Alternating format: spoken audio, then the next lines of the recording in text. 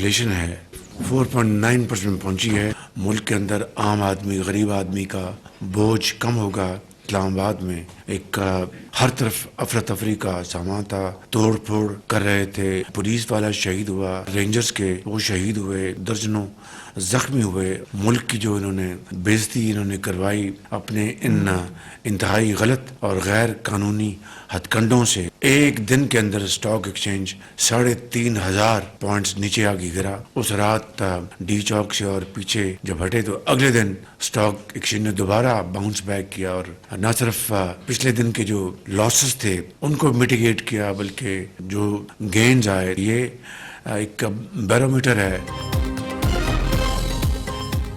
PTI ने अपने गैर कानूनी हथकंडों से मुल्क की बेइज्जती कराई। धरनों ने मुल्क में हिजानी कैफियत पैदा की। एक दिन में स्टॉक मार्केट 3,500 पॉइंट्स गिरी। जैसे ही धरना खत्म हुआ, स्टॉक मार्केट फिर बुलंदी पर चली गई।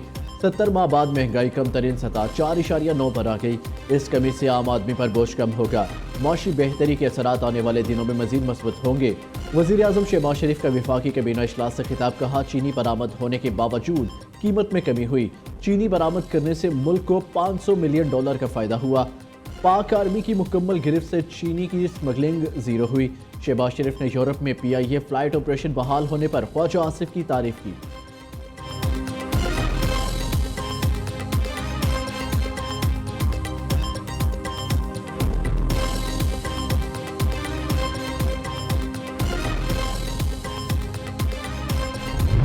खान साहब को हमने पाकिस्तान तहरीक इंसाफ के 12 शुहदा के बारे में बताया, जो रेंजर के अहलकार शहीद हुए थे उनके बारे में भी बताया। खान साहब ने सबसे पहले सारे शुहदा पे बड़े ताजियत और अफसोस का इजहार किया है। ये मुखालिफिन है जो तबरका डालने के लिए ऐसी बातें कर रहे हैं। जो बातें होगी वो पार्लियामान के अंदर आपने इसका प्रोटेस्ट भी करना है, एहतजाज भी करना है, आपने सेनेट में भी इजलास रिक्विजिशन करना है और ये आवाज इंशाल्लाह हम हर जगह उठाते रहेंगे। नेक्स्ट लाए अमल इंशाल्लाह ताला खान साहब बाद में ऐलान करेंगे।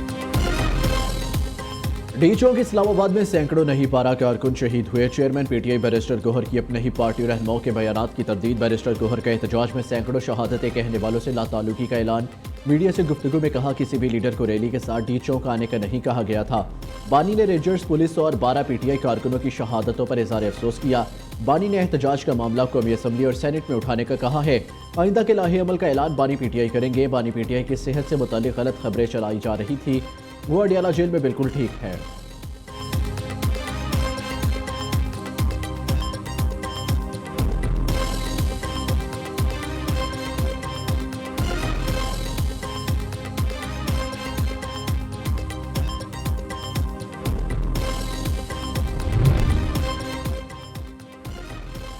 PTI एहतजाज में हलाकतों पर गलत रिपोर्टिंग। पाकिस्तान ने BBC से रब्ता कर लिया। हुकूमत पाकिस्तान ने BBC मैनेजमेंट को शिकायत दर्ज करा दी।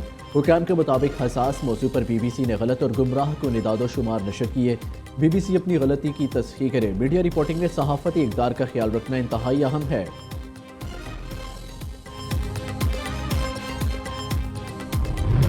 हमने अटक में मुजाहिरीन को रिसीव करना शुरू कर दिया। हमने M1 के ऊपर, पत्थरगढ़ के ऊपर हमारी पिकेट्स थी, हसन अब्दाल में हमारी पिकेट्स थी, फतेह जंग में हमारी पिकेट्स थी। हमने इनको इंटरसेप्ट करना शुरू किया। वहाँ पे मुजामत भी हुई, वहाँ पे हम पे दोबारा फायरिंग हुई, लेकिन पुलिस ने इंतहाई जाँफशानी से अपनी जानों हथेली पर रख कर इनको गिरफ्तार किया। अरेस्ट के वक्त हमने वेरिफिकेशन को जो है वो 4 स्टेप्स में किया। उसका सिर्फ मकसद ये था कि कोई बेगुनाह बंदा, कोई आम कम्यूटर जो है उसमें अरेस्ट ना हो जाए। ये सो प्रोफेशनल हैं कि इनकी ऑपरेटिंग स्पीड जो है वो thrice the speed of our lead commandos. इतने ट्रेंड बंदे और इतने हैवीली आर्म्ड बंदे हैं ये, और ये उनका ये समझ लें कि अटैकिंग और अस्करी स्क्वाड है, जो कि जितनी कैजुअल्टीज हमारी हो रही हैं वो सब इनकी वजह से हो रही हैं।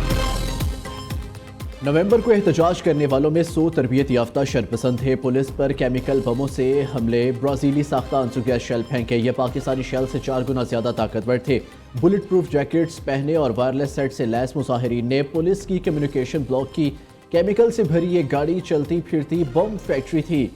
DPO अटक गयास गुल की प्रेस कॉन्फ्रेंस, कहा गाजी बरोथा पर शरपसंदों ने बड़े पंखों से पुलिस एहलकारों पर गैस फेंकी। झड़पों में 147 जवान जख्मी हुए, 25 की हालत तशवीशनाक है। गिरफ्तार 1150 अफराद में 89 का डाटा पाकिस्तान में मौजूद नहीं। DPO टेक ने मुजाहिरीन से हासिल सामान की तस्वीर भी दिखा दी।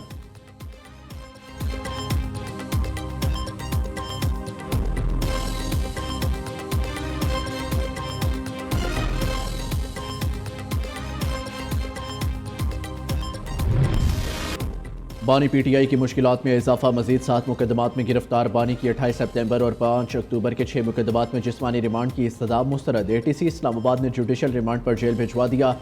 डी चौक में एहतजाज पर पुलिस ने बानी PTI के वारंट गिरफ्तारी हासिल कर लिए।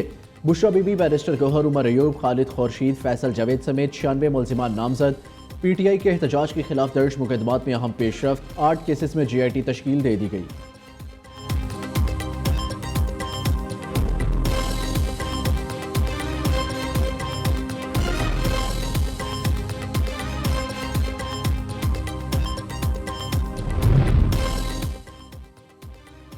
PTI की मरकजी क़यादत के खिलाफ वाइट पेपर तैयार करके बानी को भेजने का फैसला। बैरिस्टर गौहर, सलमान अकरम राजा समेत मरकजी क़यादत पर इल्ज़ामात।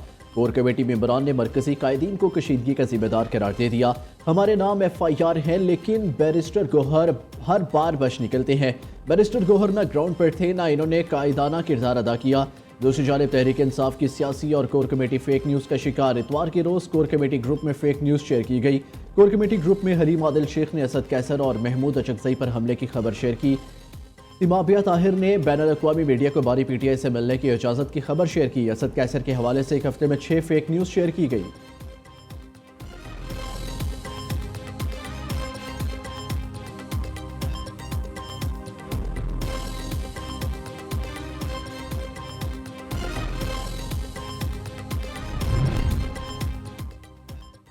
हज दरख्वास्तों की तारीख में तोसी होगी या नहीं, फैसला आज होगा। मजहबी अमूर के तर्जुमान का कहना था कि मुल्क भर से 54,000 से ज्यादा दरख्वास्तें वसूल हो गई।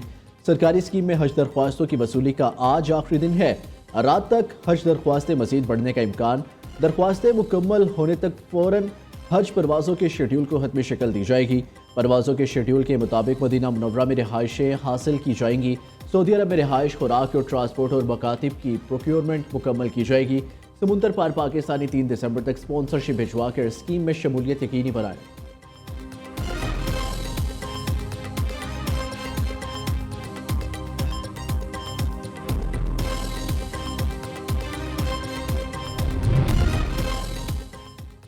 वज़ीर आला पंजाब मरियम नवाज का एक और अहसन इकदाम। महंगाई कंट्रोल करने, तजावुज़ात के सदेबाब के लिए पहली बाकायदा अथॉरिटी कायम करने की मंजूरी दे दी। पीर को 3 माह में फंक्शनल करने का टारगेट भी दे दिया। हर तहसील में sub divisional enforcement officer, investigation officer, senior sergeant और सार्जेंट तैनात किए जाएंगे। दूसरी जानिब वज़ीर आला की क्रिसमस ग्रांट के लिए 2300 ख़ानदान अहल करार। क्रिसमस से कबल फी ख़ानदान 15,000 रुपये ग्रांट फराहम की जाएगी।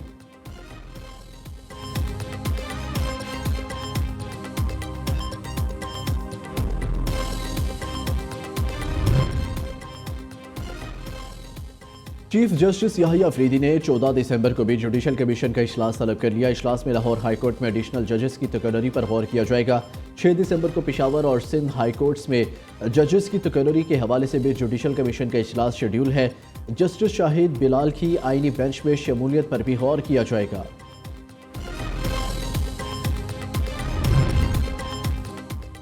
इस्लामाबाद हाई कोर्ट के साबिक जज justice retired Shaukat Aziz Siddiqui national industrial relation commission के चेयरमैन तैनात। वकील मिसबाउल्लाह और हमाद हसन रंधावा की बतौर मेंबर तैनाती। तीनों तैनातियाँ 3-3 साल के लिए की गई है।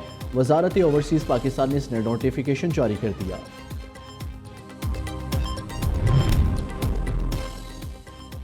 खैबर पख्तूनख्वा हुकूमत की कुरम लड़ाई में 133 हलाकतों की तस्दीक। इलाके में अमन अमान कायम करने के लिए वज़ीर आला अली अमीन गंडापुर मुतहरिक फिरका वारियत फैलाने वाले अनासर को दहशतगर्द करार देकर कार्रवाई करने का ऐलान। लोगों से असलहा जमा करने और निजी बंकर्स को मस्मार करने की हदायत। मुतासरा इलाके में फ्रंटियर कॉन्स्टेबलरी तैनाती के लिए वफाकी हुकूमत को मुरासला अरसाल कर दिया गया। वज़ीर आला खैबर पख्तूनख्वा ने इजलास से खिताब में कहा, मसले के पुरअमन और पायदार हल के लिए ग्रैंड जिरगा तश्कील दे दिया। नफरत फैलाने वालों से दहशतगर्दों जैसा सलूक होगा।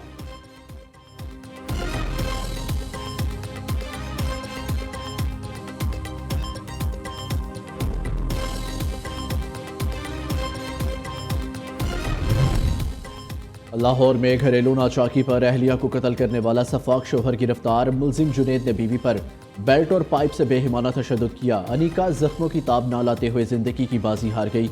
वजीर आला मरियम नवाज का वाक़े का नोटिस, CCPO से रिपोर्ट तलब कर ली। मुलजिमान के खिलाफ सख्त कानूनी कार्रवाई का हुक्म।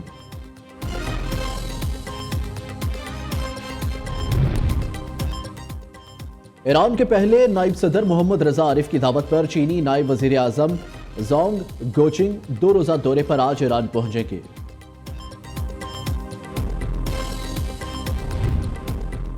चैंपियंस ट्रॉफी पर डेडलॉक खत्म होने का इम्कान, जल्द शेड्यूल का ऐलान मुतवक्के। ICC ने बोर्ड मीटिंग दोबारा बुलाने का फैसला कर लिया। बोर्ड मीटिंग 5 दिसंबर को होने की तवक्को। PCB और BCCI अपनी हुकूमतों की गाइडलाइंस के मुताबिक फैसला करके आएंगे।